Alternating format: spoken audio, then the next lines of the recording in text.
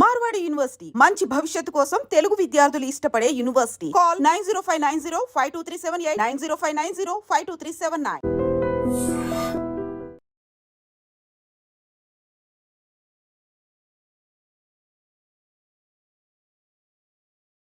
నల్గొండ జైలుకి వెళ్ళావు. జైల్లో ఉన్నప్పుడు నయీం మనుషులు వచ్చాడా? వచ్చాడు. జగన్ అని ఒక అబ్బాయి వచ్చిండు జైలుకి. అంటే మాకు సామాన్ తీసుకొని వచ్చిండు ఆయన. ఎవరో నాకు తెలియదు. ఇంకొక అక్క అరుణ్ అక్క అని ఉండే, ఎవరు నల్గొండ జిల్లా సెక్రటరీ రవి అని అమరుడు అయ్యిండు. వాళ్ళ భార్య ఉండే. ఆమె నేను పోయేసరికి ఆమె ఉన్నది. ఆమె నేను ఉన్నాక ఏం చేసిందంటే ములాఖతు పెట్టిరు మాకు. ములాఖతు పెట్టిన తర్వాత నేను వెళ్ళి మాట్లాడపో అని చెప్పి నన్ను పంపించింది ఆమె కూడా. అయితే నువ్వు వెళ్ళవా అంటే, నేను కోర్టుకు పోయే పని ఉంది, నువ్వు వెళ్ళి మాట్లాడరా, మనోళ్ళు అయితేనేమో ఏమైనా తెస్తే తీసుకో, లేకపోతే అవసరం లేదని చెప్పి వెళ్ళిపోయింది ఆమె. అయితే నేను వెళ్ళాను. అక్కడ వెళ్ళిన తర్వాత అరుణక్క అంటే మీరేనా అక్క అని అన్నాడు. అవునన్నా మేమే అన్న.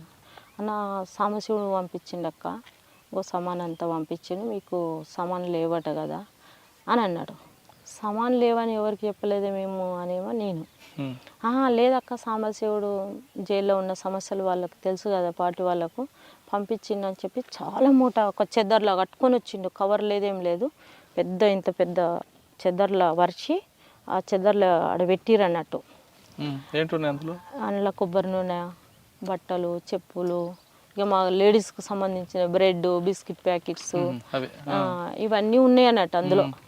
అయితే మేము ఇవన్నీ ఎవరికి రాసియలేదు, మేము తేమని చెప్పలేదు, మా రిలేషన్ వచ్చినా మేము ఎవరికి ఏం చెప్పలేదు, నువ్వు ఎవరో మాకు తెలియదు అన్నా అని నేనన్నా. లేదక్క, పార్టీ పంపించింది, మీకు కావాల్సి ఉంటే ఓ లెటర్ చూడండి అంటున్నారు. లెటరు చూసినా ఏది చూసినా మాకు వద్దని చెప్పి పొద్దు నుండి సాయంత్రం దాకా ఉంచినాం ఆయన. అక్కడ సూపరింటెండెంట్ వచ్చింది. సూపరింటెండెంట్ పేరు ఏదో ఉండే. ఆ సూపరింటెండెంట్ వచ్చి ఏందిరా మరి, ఏందమ్మా మరి ఇట్లా సంగతి, మరి తీసుకుపోతారా, మరి ఆయన రిటర్న్ పంపమ్మా అని ఆయన అన్నారు.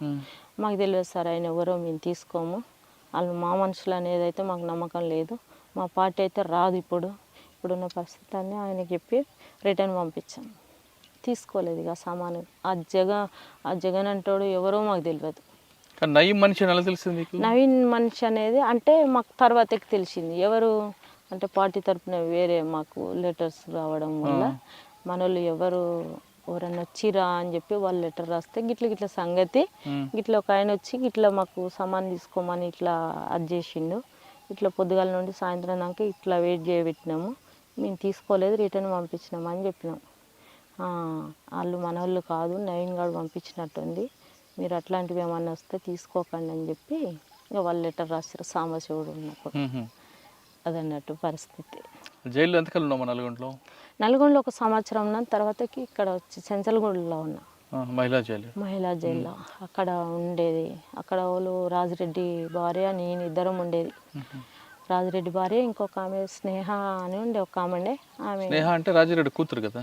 ఆ స్నేహ కాదు, అల్వాల్లో ఉండే ఆమె అమర్రాలు అయింది. ఇప్పుడు అమర్రాలు అయింది ఆమె.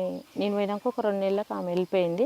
తర్వాతకి నేను ఒకదాన్ని ఉన్న ఒక వారం 10 రోజులు ఉన్న క్రమంలో రాజిరెడ్డి వాళ్ళ వైఫ్ వచ్చింది, సుగుణ అని ఉంది ఆమె, నేను ఉన్నాము. ఇక చాలా కాలమే ఉన్నాం, ఒక సంవత్సరం ఉన్నాము చెంచల్గూడ జిల్లా. తర్వాతకి మెల్లమెల్లగా కేసులు కొట్టేసినాక నేను ఇంటికి వచ్చినాక బెయిల్ ఏం లేదు, బెయిల్ తీసుకోలేదు. నా కేసులన్నీ కొట్టేసినాకనే బయటకు వచ్చిన. నేను వచ్చినాక ఇంటికి వచ్చినాక ఇక వీళ్ళంతా ఏంటంటే ఇక నా మీద బాగా మళ్ళీ వస్తున్నారు, నక్సలైట్లు వస్తున్నారు, మళ్ళీ కలుస్తున్నారు, మళ్ళీ ఏదో చేస్తున్నారు అని ఇక పోలీసు వాళ్ళు నాకు కాపలగాయడం, ఇన్ఫార్మర్లు వాళ్ళంతా వాళ్ళకి సమాచారం ఇవ్వడం, ఇక నాకు చాలా ఇబ్బంది అనిపించింది. అట్లే వీళ్ళు ఇంత టార్చర్ పెడుతురని చెప్పి కొన్నాళ్ళు వ్యవసాయం చేసిన నేను. మేమే నాగలు కట్టి నేనే దున్నేది. తర్వాతకి వీళ్ళు అయినా కూడా వాళ్ళు వదులుకోలేదు. తర్వాతకి నేను గుణగల్లో డ్యూటీ చేసేది. ఆడికి కూడా వచ్చిర్రు వాళ్ళు, పోలీసు వాళ్ళు. ఆడికి కూడా వస్తే అంత బాగాలేదు అని చెప్పి ఇక నేను వేరే నాకు కాంటాక్ట్ ఉంటే అక్కడ లెటర్ రాస్తే, నువ్వు ఊర్లో ఉండకు, ఇక వాడంతా ఇక నీ మీద అది పడ్డది, సరే వచ్చాయని చెప్పి ఇక లెటర్ వెళ్ళిపోయాను. ఇక నేను అంటే ఇక వేరే ప్రాంతంలో ఉన్న దళము అని ఏం లేను, వేరే ప్రాంతంలో రహస్యంగానే ఉన్న కొన్నాళ్ళు. తర్వాతకి తిరుమలగిరి వెళ్ళా.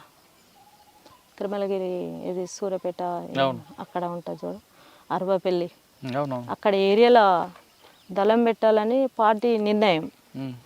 పార్టీ నిర్ణయం కానీ నాకు పార్టీ నుండి లెటర్స్ వచ్చేది కానీ మధ్యలో నాకు ఏం చేసిరంటే ఆ పార్టీ ఏం చేసిందంటే ఒక ఆర్ఎంపీ ఇంట్లో ఉంచిరు వాళ్ళు నన్ను. అంటే 1+2గా తిరగాలని చెప్పి లెటర్ వచ్చింది. లెటర్ వచ్చినప్పుడు ఇక పార్టీ చెప్పిన పని నేను అమలు చేయాలి కాబట్టి నేను అక్కడికి వెళ్ళాను. అక్కడికి వెళ్ళినాక అక్కడ జరిగిన స్టోరీ ఏంటంటే ఒక 6 months నాకు అక్కడ ఏరియాలో పరిచయాలు కావాలంటే కొంచెం నేను అక్కడ ఉండాలి. అక్కడక్కడ తిరిగేదాన్ని. అక్కడక్కడ జనాలను పరిచయం చేసుకొని అక్కడ ఎవరైతే మనకు అనుకూలమైన వ్యక్తులు ఉన్నారో వాళ్ళని తీసుకుపోయి అక్కడ పరిచయం చేసుకున్న క్రమంలో ఇక వాడు నా లెటర్స్ అన్నీ ఎప్పుడో ఇప్పేది చదివేది మళ్ళీ వాడికి వాడే రాసిచ్చేది. ఎవరు? ఒక ఇన్ఫర్మర్ ఈ ఆర్ఎంపీ డాక్టర్ అంటాడు.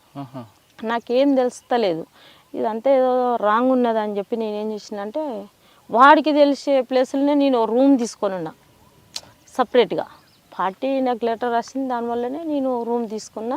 నువ్వు వర్క్ కొన్నాళ్ళు ఇది ఆపి ఇంకా వేరే వర్క్ చేయి అని చెప్పి నాకు పార్టీ లెటర్ రాసింది. దానివల్ల ఏం చేసిందంటే నేను ఒక హాస్పిటల్లో నర్సు ట్రైనింగ్ చేసిన. అక్కడ మురళీధర్ సార్ అని ఉంటాడు. అక్కడ నేను నర్సు ట్రైనింగ్ చేసిన. నేను వండుకునేది తినేది ఎర్లీ మార్నింగ్ 7కి అట్లా వెళ్ళిపోయేది. మళ్ళీ నైట్ 7:30కి అట్లా వచ్చేది. అక్కడ వచ్చినప్పుడు ఏం చేసేదంటే నేనున్న ప్లేస్ ఎవరికి తెలియదు. ఇంకా మీరు తిరుమలగిరిలో ఉన్నప్పుడు ఒక ఆర్ఎంపీ డాక్టర్ దగ్గర ఉన్నారు. ఆర్ఎంపీ డాక్టర్ మీకు తెలియకుండానే అంటే మీరు రాసిన ఉత్తరాలను ఆయనే ఆన్సర్ ఇస్తూ మీకు పక్కదో పట్టించాడు. మరి ఆ విషయం ఎప్పుడు కనిపెట్టారు మీరు? అంటే నాకు ఫీవర్ వచ్చింది. ఫీవర్ వస్తే నేను వేరే అన్నకు చెప్పినుంటే ఇట్లా ఫీవర్ వచ్చింది పరిస్థితికి ఇది నాకు లెటర్లు ఒకటి రాస్తే ఒకటి ఆన్సర్ వస్తుంది నాకేం అర్థమవుతలేదన్నా అని ఆ అన్నతో చెప్పినట్టు. అన్న ఏం చేసిండు, సరే ఫీవర్ వచ్చింది కదా నేను చూపిస్తారా అని చెప్పి ఆయన తీసుకెళ్ళాడు నన్ను. తీసుకెళ్ళి మేము ఇద్దరం కలిసి వస్తున్నాం. అంతకు ముందే ఇద్దరిని పట్టించిండంట. ఆ విషయం మాకు తెలియదు. అలాంటప్పుడు ఏంటంటే అన్న నేను ఇద్దరం బండి మీద పొద్దుగాల రెడీ అయ్యిండు నేను వచ్చి తోలుకొని పోతా అని చెప్పి ఆ అన్న అన్నాడు. నేను అన్ని చదువుకొని బయటకు వచ్చిన. అప్పుడు ఆర్ఎంపీ డాక్టర్ మా దగ్గరకు వచ్చిండు. నువ్వు వెళ్ళన్నా మేము వెళ్ళిపోతా నాకు హైదరాబాద్కి వెళ్ళిపోతే వెళ్తే బాగాలేదు మళ్ళీ వస్తా నేను అని చెప్పి ఆర్ఎంపీ డాక్టర్తో అన్న. వెళ్ళక్క ఏం కాదు వెళ్ళు అని చెప్పి ఆయన అన్నాడు. నువ్వు వెళ్తే మేము వెళ్తామన్నా అంటే ఆయన వెళ్ళలేదు. వెళ్ళక అక్కడే నిల్చున్నాడు. ఈ అన్న టీచర్ అన్నట్టు నాతో పాటు నన్ను. టైం అవుతుంది నేను మధ్యాహ్నం వస్తా అని చెప్పిన. రారా ఇక మనం పోదాందా అని చెప్పి ఇక ఆయన బండి మీద ఎక్కిన. ఆయన బండి మీద ఎక్కి ఇక్కడ నుండి ఆ తండంతా పోయినామో లేదో అక్కడ పట్టేసుకున్నారు పోలీసు వాళ్ళు మమ్మల్ని ఇద్దరిని పట్టుకొని తీసుకెళ్ళారు. ఆయన నన్ను బాగా ఇంటర్గాషన్ చేశారు.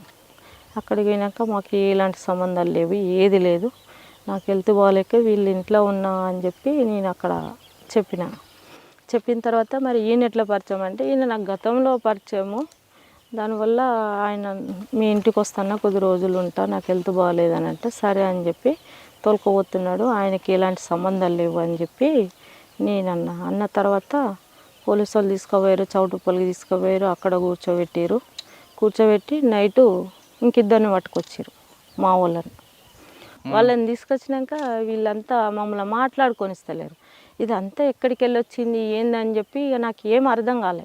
తర్వాతకి క్రాంతి అని ఒక అబ్బాయి ఉంటాడు మొండి గౌరెల్లి ఈ మందన్ గౌరెల్లి.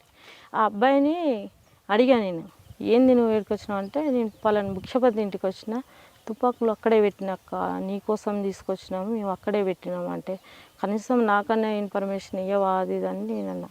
అప్పుడు నాకు తెలిసింది అన్నట్టు వీడే మొత్తం దీనికి సూత్రధారి అని చెప్పి ఆర్ఎంపీ డాక్టర్. అప్పుడు తెలిసింది పార్టీ కూడా అప్పుడు గుర్తించింది వాని వల్లనే ఇట్లా నష్టపోయినామని చెప్పి. అప్పుడు ఒక 9 మంది అది అయ్యారు. మామూలుగా పని చేసుకునే వాళ్ళు కూడా మాకు ఇట్లా మాతో మాట్లాడిన వాళ్ళని కూడా తీసుకుపోయి లోపలేసారు. అక్కడ నల్గొండ జైల్లో ఉన్నా కొన్నాళ్ళు మళ్ళీ నల్గొండ జైల్లో ఉన్నా. ఇక ఆడికెళ్ళి ఇక మళ్ళీ ఇక నేను వేరే వెళ్ళిపోయాను. ఇక బెయిల్ తీసుకొని వచ్చినాము. బయట ఉండి కొన్నాళ్ళు తిరిగినాం కోర్టుకు భువనగిరి కోర్టుకు వెళ్ళేది. తర్వాత కేసు కొట్టేసిరు. అది కేసు కట్టేసినాక ఇక నేను వేరే వెళ్ళిపోయినా. ఇక వాళ్ళంతా ఇక అక్కడ వెళ్ళిపోయారు. ఇక నేను వేరే నా పనిలో నేనున్నాను. ఇక